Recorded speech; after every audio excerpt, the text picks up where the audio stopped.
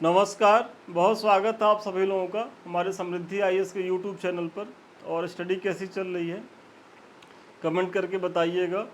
और आप लोग जितना भी कमेंट करते हैं प्रॉपर वे में हम रिप्लाई देने का प्रयास भी करते हैं।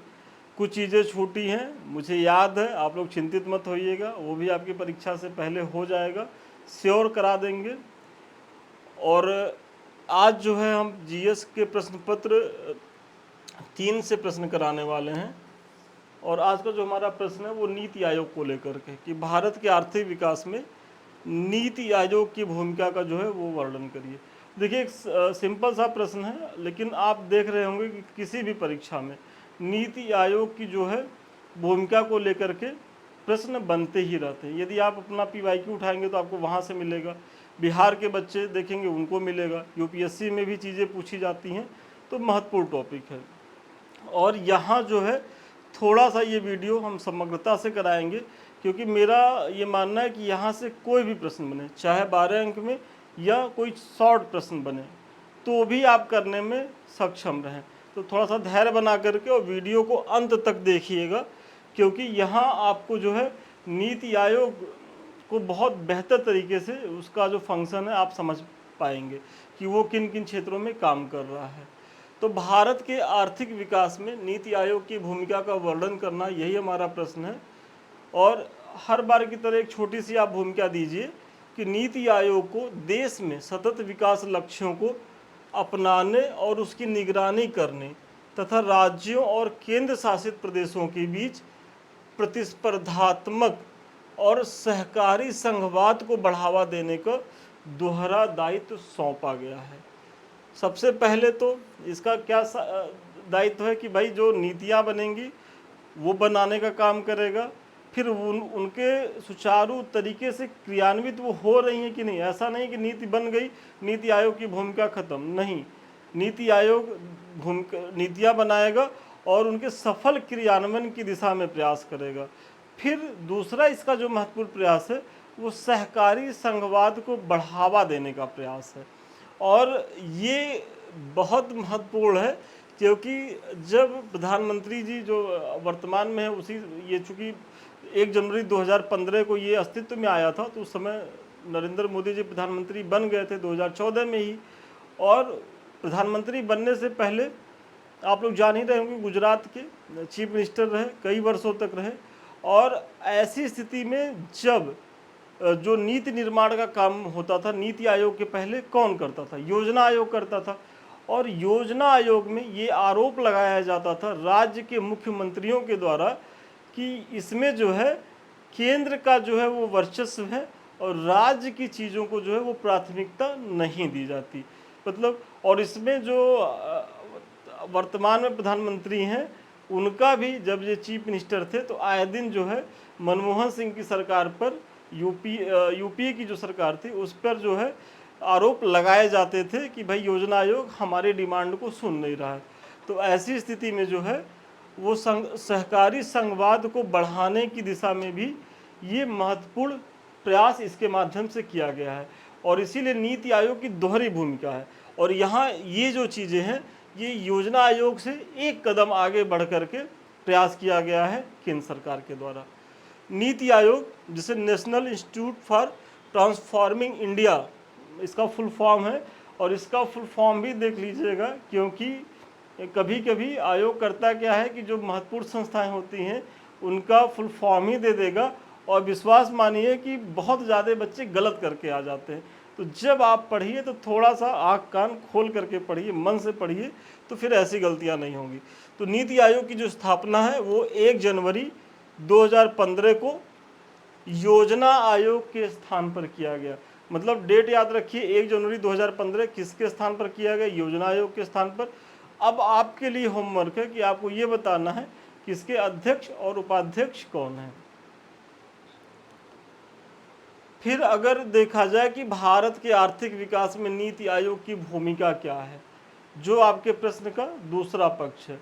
और इस भूमिका में जो सबसे पहला पॉइंट है कि नीति निर्माण और रणनीति की योजना, मतलब जो नीति आयोग है वो नीति निर्माण और फिर एक स्ट्रेटजिक जो प्लानिंग करती है उसके बारे में आप बता रहे हैं।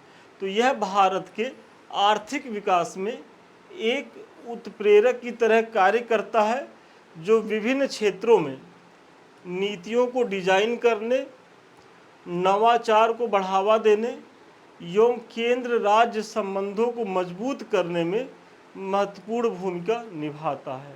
जैसे नीति आयोग ने विजन 2023 और स्टडीज फॉर न्यू इंडिया @75 जैसे दस्तावेज तैयार किए हैं, जो भारत को एक समृद्ध और समावेशी अर्थव्यवस्था बनाने का रोड मैप प्रदान करता है। मतलब नीति आयोग की जो दो महत्वपूर्ण पहले हैं, एक तो क्या है, विजन 2023 और स्टडीज फॉर न्यू इंडिया @75। आप इन दोनों का उल्लेख करेंगे नीति निर्माण और रणनीतिक योजनाओं के पॉइंट में। आइए आगे बढ़ने से पहले छोटी लेकिन महत्वपूर्ण सूचना। आप सभी जान रहे होंगे कि संस्थान के द्वारा मुख्य परीक्षा के बैच चलाए जाते रहते हैं, वर्ष भर चलते रहते हैं। वर्तमान में 2 बैच हमारे चल रहे हैं, एक तो अब की बार मेंस पार और दूसरा हमारा है शून्य से शिखर बैच। आप लोग नाम ही से समझ जा रहे होंगे, ये जो बैच है ये उन बच्चों के लिए है जो जून में 2024 की मुख्य परीक्षा देने जा रहे हैं। और यहाँ क्या है कि डेली अगर बच्चा ज्वाइन करता तो जितना भी प्रश्न कर सके वो करे, और अगर चूँकि अब समय कम है, क्लासेस ज़्यादा हो गई हैं, बैचेस मतलब प्रश्न बहुत ज़्यादा करा दिए गए हैं, तो बच्चा अगर यहाँ का जो हमारे द्वारा कराया गया जो PDF है, करीब करीब 500 प्लस प्रश्न का जो एक संग्रह है, यदि उतना भी वो रिवाइज करके चला जाता है तो बहुत अच्छी स्थिति में रहेगा।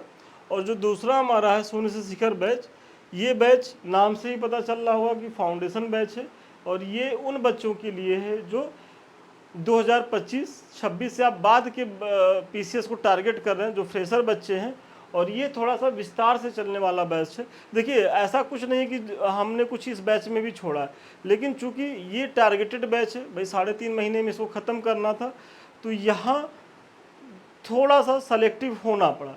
लेकिन यहाँ क्या है कि भाई यहाँ हमारे पास समय है, तो यहाँ विस्तृत रूप से आप जुड़िए और भरपूर आंसर राइटिंग करिए, क्योंकि मुख्य परीक्षा मतलब अगर आप मुझसे पूछेंगे कि UPSC या स्टेट PCS निकालने का कोई एक मंत्र क्या है, तो वो मंत्र मैं हमेशा कहता हूँ, आज भी आपको कह रहा हूँ, क्लास में भी बच्चों को कहता हूँ कि खूब आंसर राइटिंग करिए।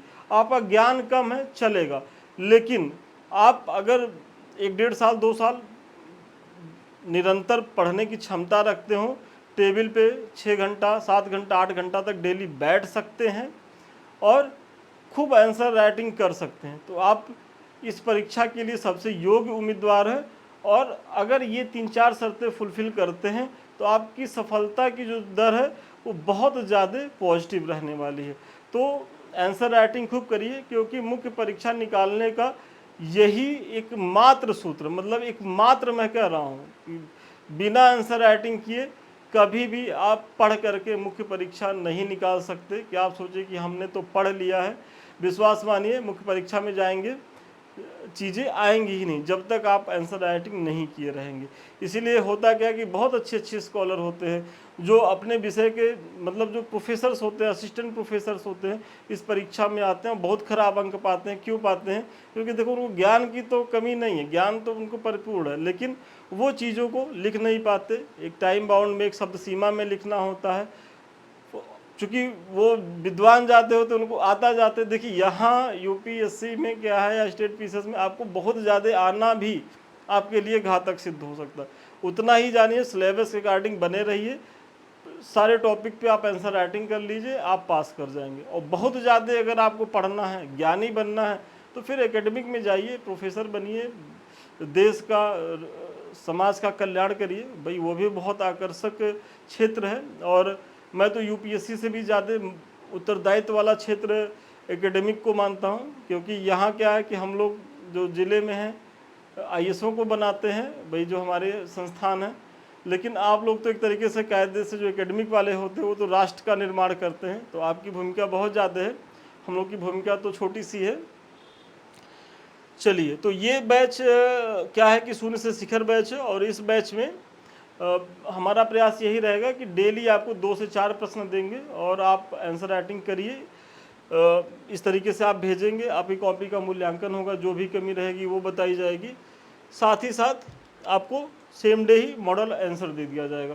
मतलब सारी प्रक्रिया सेम डे की है, 24 घंटे में ही सारी चीज़ें हो जाएंगी।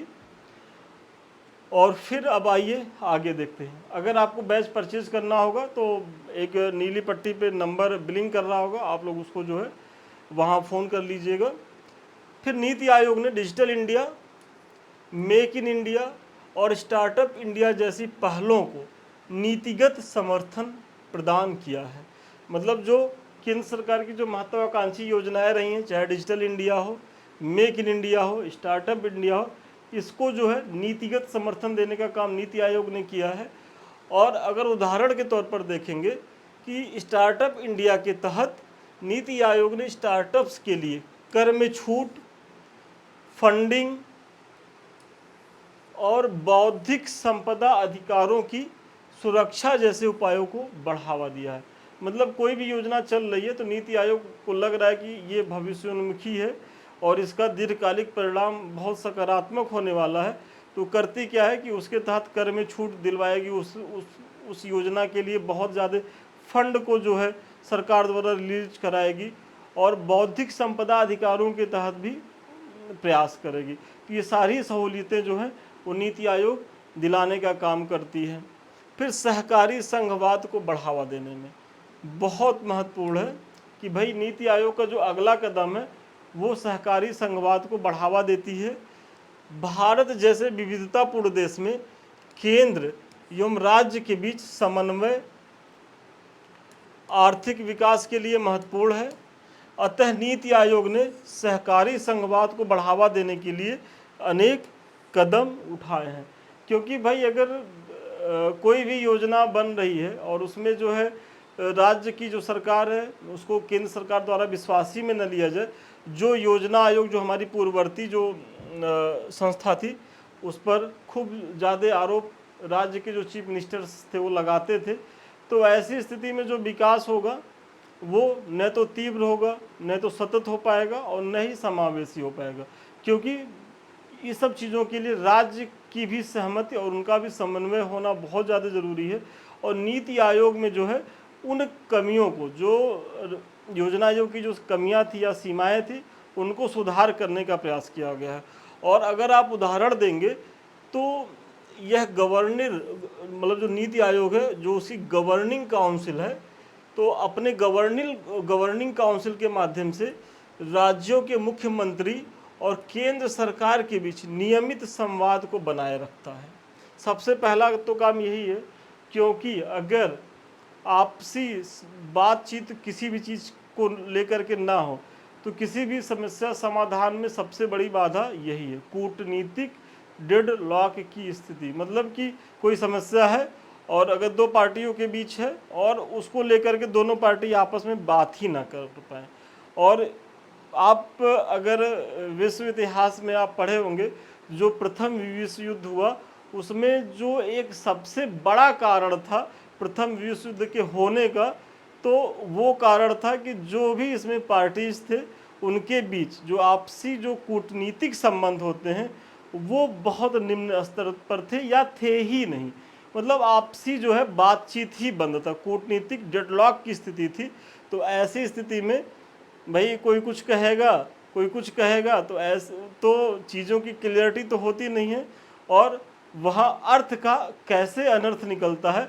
आप विश्व युद्ध का जो प्रथम विश्व युद्ध है उसकी घटनाओं में ये पढ़िएगा। और चूँकि अब यहाँ तो उसको बता नहीं सकते, क्लास वैसे भी ये लंबी होने वाली है और आपकी लंबी होगी तो कहिएगा कि सर आप मेरा समय बेकार कर दिए। मतलब मैंने एक उदाहरण दिया कि मतलब आपसी डायलॉग कितना ज़्यादा ज़रूरी होता है। और ये देखिए देश दुनिया के रिश्तों में, देश की अर्थव्यवस्था के लिए और व्यक्ति के अपने रिश्तों के लिए भी। इसलिए मैं आपसे भी कहूँगा कि यदि आपका कहीं किसी से झगड़ा है तो किसी दूसरे तीसरे के माध्यम से नहीं, आप खुद उसको बैठ के सुलझाने का प्रयास करिए। कुछ वो झुकेगा, कुछ आप झुकेंगे, चीज़ें बेहतर हो जाएंगी। लेकिन जब तक आप एक टेबल पे नहीं बैठेंगे तब तक किसी भी समस्या का समाधान नहीं हो सकता। तो इसलिए बातचीत करते रहिए। बातचीत बंद करना कोई सलूशन नहीं होता है। यह मंच राज्यों को अपनी आवश्यकताओं एवं प्राथमिकताओं को व्यक्त करने का अवसर देता है, क्योंकि हमारे प्रधानमंत्री जी जैसा कि वो कहते हैं कि भाई हमको जो है, जब हम चीफ मिनिस्टर थे तो जो केंद्र सरकार के तहत जो योजना आयोग काम करता था, तो हम अपनी मांगों को वहाँ रख ही नहीं सकते थे। इसीलिए हम एक ऐसी संस्था का निर्माण कर रहे हैं कि जो आपकी योजनाओं को मतलब आपकी योजनाएं मतलब कौन, स्टेट की योजनाओं को या उनकी जो समस्या है, उनकी जो कंसर्न है, उनको रखने का एक मंच होगा कि वो अपनी भी चीज़ें खुल करके रख सके। तो वही है जिससे नीतियाँ अधिक समावेशी हो। भाई समावेशी तो होंगी ही, यदि सभी मिल बैठ करके किसी एक मुद्दे पर सभी लोग मिल बैठ के आपसी सहमति से काम करें, तो न केवल समावेशी होंगी बल्कि वही है कि वो तीव्र भी होंगी, मतलब वो त्वरित हो जाएंगी और सतत भी रहेंगी, और समावेशी तो होंगी ही होंगे। फिर नीति आयोग ने आकांक्षी जिला कार्यक्रम के द्वारा देश के सर्वाधिक पिछड़े जिलों को भी विकास की मुख्य धारा में लाने का प्रयास किया है। बहुत बहुत ज़्यादा महत्वपूर्ण है। अब आप लोग की पीटी का ये फैक्ट भी कि आकांक्षी जिला कार्यक्रम किसके द्वारा संचालित किया जा रहा है, तो वो नीति आयोग के द्वारा। और इन जिलों के माध्यम से नीति आयोग क्या करेगा कि इसके द्वारा नीति आयोग विभिन्न मापदंडों जैसे स्वास्थ्य, शिक्षा और बुनियादी ढांचे पर जिले की प्रगति की निगरानी करेगा और राज्यों के साथ मिलकर उसके विकास की रणनीतियां बनाएगा। मतलब यहाँ क्या है कि आकांक्षी जिला कार्यक्रम के तहत उन जिलों को टारगेट किया जाएगा कि जो विकास की धारा में बहुत ज़्यादा पीछे छूट गए हैं। जैसे सपोज करिए कि कोई रिमोट एरिया का, दूर दराज का कोई गांव है, गांव कह रहे हैं, जिला है, और ना तो वहाँ केंद्र सरकार की योजनाएं और ना ही स्टेट की योजनाएं पहुँच रही। तो ऐसे देश भर में जो भी महत्वपूर्ण ज़िले हैं उन्हें जो है नीति आयोग चिन्हित करेगा, और न केवल उनके लिए एक अपना बजट प्रोवाइड करवाएगा केंद्र सरकार के माध्यम से, बल्कि राज्यों के, चूँकि राज्य के अंतर्गत ही वो ज़िले हैं, तो उन संबंधित राज्यों को भी जो है उन ज़िलों के विकास के लिए सुझाव देगा और उनके साथ मिलकर एक समन्वय रणनीति बनाने का काम करेगा। तो ये आकांक्षी जिला कार्यक्रम का उद्देश्य होगा जो नीति आयोग के द्वारा संचालित किया जा रहा है। तो आप इसकी भी चर्चा करेंगे। फिर नवाचार एवं प्रौद्योगिकी को बढ़ावा देने में बहुत बहुत ज़्यादा महत्वपूर्ण पॉइंट है। और देखिए यहाँ क्या है कि ये विस्तार से इसलिए मैं करा रहा हूँ क्योंकि 12 अंक में करा रहे हैं। हो सकता है कि आयोग जो है 8 अंक के तहत केवल इसी पे पूछ ले कि नवाचार एवं प्रौद्योगिकी को बढ़ावा देने में नीति आयोग की क्या भूमिका रही है, स्पष्ट करें। या सहकारी संघवाद को बढ़ावा देने में नीति आयोग कितना सफल रहा है, स्पष्ट करें 8 अंक में। तो सहकारी संघवाद की चीज़ें मैंने पीछे बता दी हैं, और नवाचार एवं प्रौद्योगिकी की जो भूमिका है उसमें नीति आयोग क्या काम कर रहा है वो हम इसके माध्यम से देखने वाले हैं। चूँकि आर्थिक विकास में नवाचार और प्रौद्योगिकी की महती भूमिका होती है, अतः नीति आयोग ने इसे अपनी नीतियों का केंद्र बनाया है। जैसे अटल इनोवेशन मिशन। अब आप लोगों ने पीटी में तो पढ़ा ही होगा कि जो अटल इनोवेशन मिशन है, जिसे AIM कहा जाता है, ये नीति आयोग की ही जो है उल्लेखनीय पहल है। और इसके माध्यम से क्या है कि नवाचार एवं उद्यमिता को जो है बढ़ावा दिया जा रहा है। और इसके तहत जो अटल इनोवेशन मिशन है, इसके तहत कुछ और प्रयास किए जा रहे हैं, जैसे अटल टिंकरिंग लैब्स, अटल इंक्यूबेशन सेंटर्स और अटल कम्युनिटी इनोवेशन सेंटर्स स्थापित किए गए हैं, जो युवाओं को नवाचार के लिए प्रेरित करते हैं। बहुत ही महत्वपूर्ण ये पॉइंट है अटल इनोवेशन मिशन की, आप चर्चा करेंगे। इसी तरह नीति आयोग ने कृत्रिम बुद्धिमत्ता मतलब AI, ब्लॉकचेन तकनीक और डाटा एनालिटिक्स जैसे उभरते क्षेत्रों में नीतिगत ढांचों को मजबूत करने के लिए भी जो है वो पहल की शुरुआत की है। तो ये सारे जो प्रयास हैं, जो अटल इनोवेशन मिशन हुआ, AI के क्षेत्र में हुआ, ब्लॉकचेन जो टेक्निक है उसके क्षेत्र में भी जो है नीति आयोग बहुत ही जो है सकारात्मक प्रयास कर रहा है। और आप जो है इसी तरीके से लिखेंगे। ऐसा नहीं है कि नवाचार एवं प्रौद्योगिकी को बढ़ावा देने में नीति आयोग बहुत उल्लेखनीय काम कर रहा है बस, तो इतने में आपको नंबर नहीं मिलेगा जब तक आप एआई की बात नहीं करेंगे, ब्लॉकचेन तकनीक की बात नहीं करेंगे, अटल इनोवेशन मिशन की बात नहीं करेंगे, और उसके तहत अटल टिंकरिंग लैब्स हुआ, अटल इंक्यूबेशन सेंटर्स हुआ। तो इन सब चीज़ों को याद कर लीजिए। और याद क्या करना है, आप लोग पीटी के लिए पढ़े ही होंगे, बस उसी फैक्ट को जो है यहाँ उपयोग कर लेना। और इसीलिए मैं बार बार कहता हूँ कि जो आप लोगों की तैयारी का जो चरण है वो पीटी और मेंस अलग अलग नहीं है। अगर आप मुख्य परीक्षा को गंभीरता से पढ़ेंगे तो पीटी स्वतः तैयार होता जाएगा, आपको पता ही नहीं चलेगा कि पीटी की चीज़ें कब तैयार हो गई। बस आपको करंट अफेयर्स पे थोड़ा सा काम करने की ज़रूरत होगी। फिर सतत विकास और पर्यावरण की में जो है नीति आयोग की भूमिका अगर देखा जाए तो आर्थिक विकास प्रक्रिया में सतत विकास जो है वो अनिवार्य तथ्य होते हैं। अतः संयुक्त राष्ट्र के सतत विकास लक्ष्यों को प्राप्त करने के लिए नीति आयोग ने एसडीजी इंडिया इंडेक्स जो है वो विकसित किया है, जो राज्यों एवं केंद्र शासित प्रदेशों की एसडीजी से संबंधित प्रगति को मापता है। मतलब आप लोग जान ही रहे होंगे कि जो संयुक्त राष्ट्र का जो सस्टेनेबल डेवलपमेंट जो गोल्स होते हैं तो वो उसका एक पक्षकार भारत भी है। मतलब भारत भी उससे बंधा हुआ है और भारत भी जो है उसको एक तय सीमा में जितने भी लक्ष्य हैं उसको अचीव करने का प्रयास कर रहा है।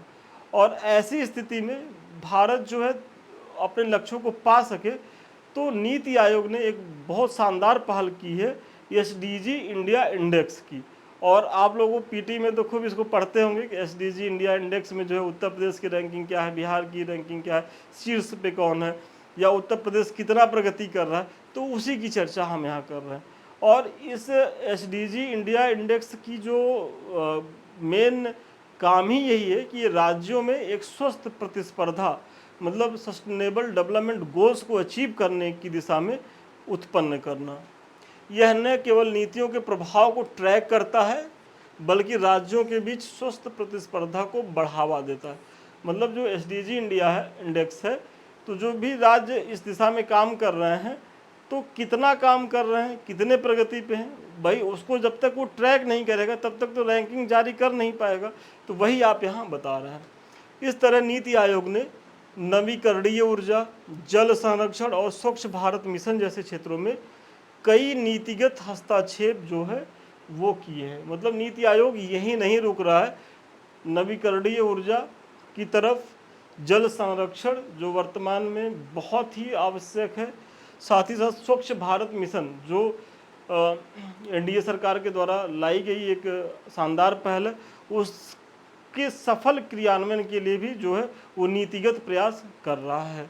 नीति आयोग ने जलवायु परिवर्तन से निपटने के लिए national action plan on climate change के क्रियान्वयन में सहायता की है। चूँकि भारत सरकार जो है जलवायु परिवर्तन की जो गंभीर समस्याएं जो निकल रही हैं और पेरिस ट्रीटी के बाद जो हमने अडॉप्ट किया है, तो उसमें ये जो हमारा प्रयास है कि national action plan on climate change, तो इस दिशा में भी जो है नीति आयोग बहुत अच्छा सहयोग कर रहा है।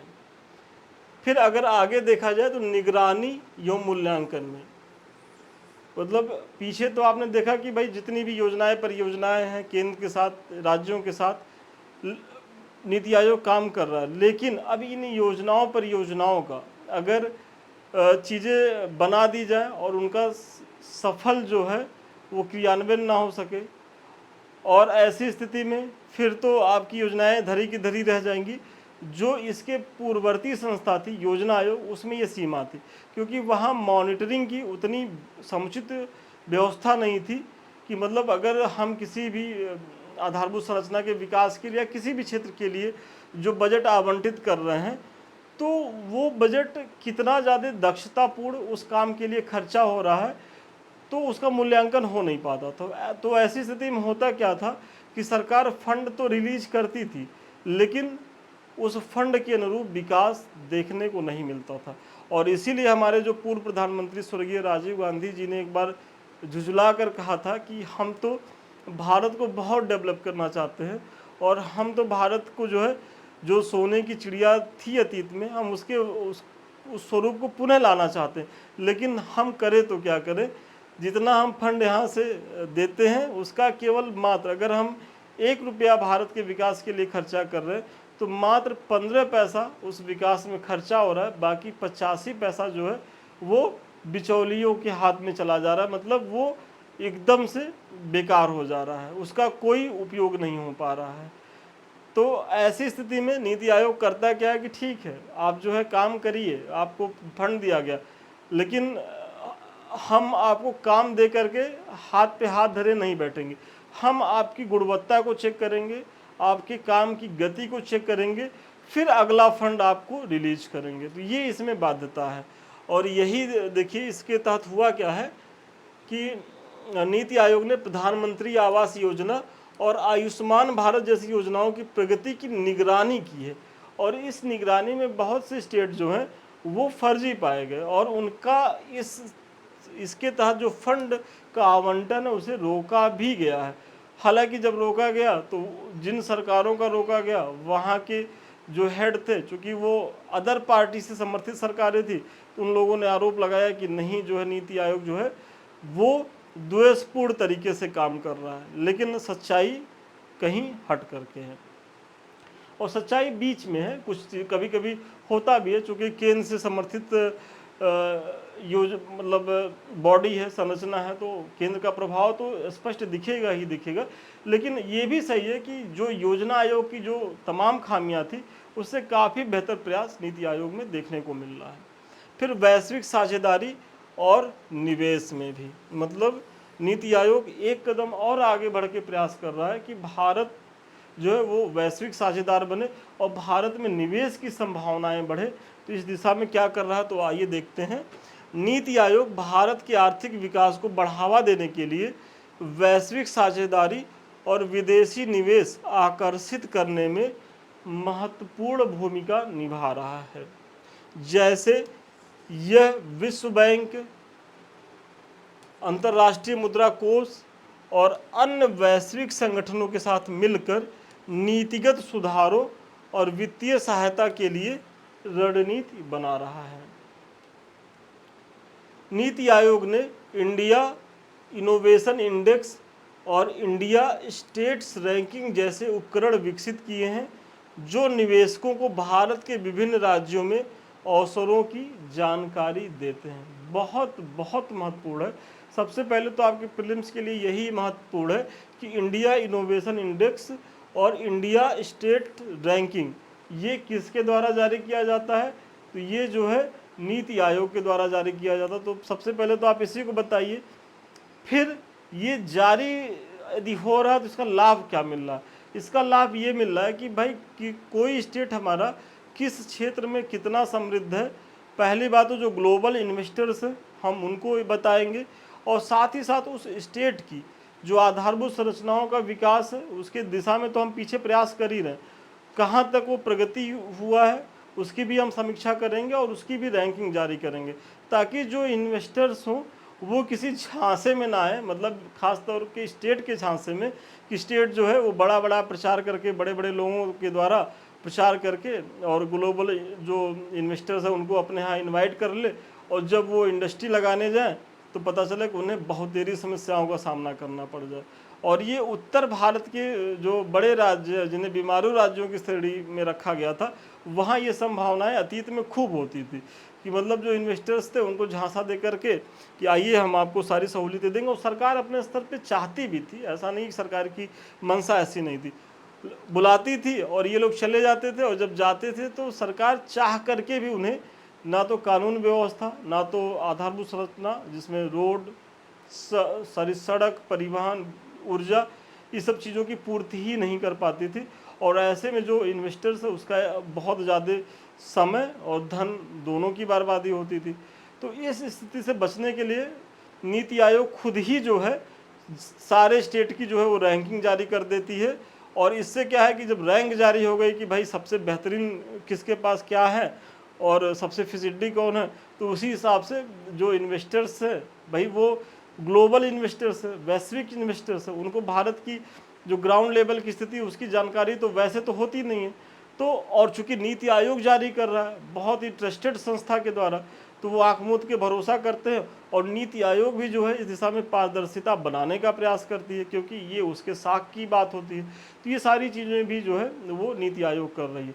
तो कितना बहुआयामी प्रयास जो है नीति आयोग के द्वारा किया जा रहा है प्रत्येक सेक्टर में। और यहाँ अगर 12 अंक का प्रश्न है तब तो आप लिखिए, और थोड़ा सा लंबा हो गया है, छोटा तो आप कर ही लेंगे। और अगर 8 अंक में किसी एक भी पूछा जा रहा है तब भी आपके पास इतना मैंने मैटर दिया है, कर लेंगे। अब छोटा सा एक निष्कर्ष दे दीजिए किस प्रकार उपयुक्त विवरण से स्पष्ट है कि नीति आयोग भारत के आर्थिक विकास में महत्वपूर्ण भूमिका निभाता है। यह नीति निर्माण, सहकारी संघवाद, नवाचार, सतत विकास और निगरानी जैसे क्षेत्रों में उल्लेखनीय योगदान दे रहा है।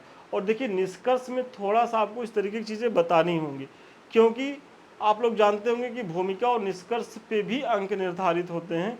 तो ऐसी स्थिति में भूमिका और निष्कर्ष को आप इग्नोर नहीं कर सकते। हालांकि भविष्य की ज़रूरतों को पूरा करने के लिए नीति आयोग को अपनी दक्षता, गुणवत्ता एवं कार्य प्रणाली को और बेहतर करना होगा, ताकि यह अपने उद्देश्यों की पूर्ति कर सके। मतलब इतना सब होने के बाद भी भाई समय के सापेक्ष अगर कोई भी संस्था या कोई भी व्यक्ति यदि खुद में परिवर्तन नहीं लाता है तो वो अप्रासंगिक हो जाएगा। तो वही स्थिति चाहे व्यक्ति की हो चाहे संस्था की हो। तो आप अपने निष्कर्ष में यही कह रहे हैं कि भाई नीति आयोग भी जो है, चूँकि भारत बहुत तेज़ी से ग्रो कर रहा है और ऐसी स्थिति में भारत नित्य प्रत्येक दिन जो है नित्य नए स्वरूप को धारण कर रहा है।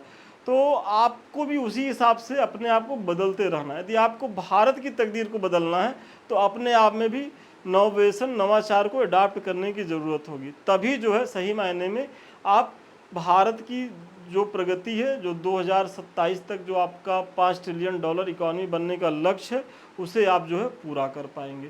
तो चलिए आज के प्रश्न का उत्तर यहीं तक था। महत्वपूर्ण प्रश्न था। आप लोग अगर एक बार में थोड़ा सा प्रश्न चूँकि लंबा था, कुछ फैक्ट पॉइंट मिस कर रहे होंगे तो एक बार दो बार वीडियो देख लीजिएगा और नोट कर लीजिएगा, काफ़ी जो है आपको हेल्प मिलेगी। ये कुछ हमारे लिंक्स हैं। सबसे पहले तो समृद्धि IAS का टेलीग्राम, आप लोग इससे इसलिए भी जुड़िए क्योंकि यहाँ जो है हमारे संस्थान के द्वारा बहुत सारा प्रयास जो है वो निःशुल्क किया जाता है, चाहे वो करंट अफेयर्स की चीज़ें हो या कोई भी परीक्षा को लेकर के सूचना हो या आपकी भी कुछ क्वेरी होगी, आप फ़ोन करेंगे तो सबसे पहले जो है सॉरी फ़ोन क्या कर रहे हैं कि आप यहाँ मैसेज डालेंगे तो सबसे पहले जो है आपके मैसेज का जवाब हमारे एडमिन्स देंगे। दूसरा ये है यूट्यूब चैनल है समृद्धि IAS, जिससे अभी हम आप रूबरू हो रहे हैं। और दूसरा संदीप मिश्रा ऑफिशियल, यदि अभी तक आप लोगों ने सब्सक्राइब नहीं किया तो इसे सब्सक्राइब करें, लाइक करें, शेयर करें। ये आप ही के चैनल है और इसे आप ही को आगे बढ़ाना है। और लास्ट में यदि आपको हमसे बात करनी हो या आपको हमारे किसी बैच से जुड़ना हो तो 7303307507 पे आप संपर्क करें। तो चलिए आज के लिए इतना ही, पुनः मिलते हैं नए वीडियो में नए क्लास के साथ। तब तक के लिए धन्यवाद, शुभकामनाएं आपको।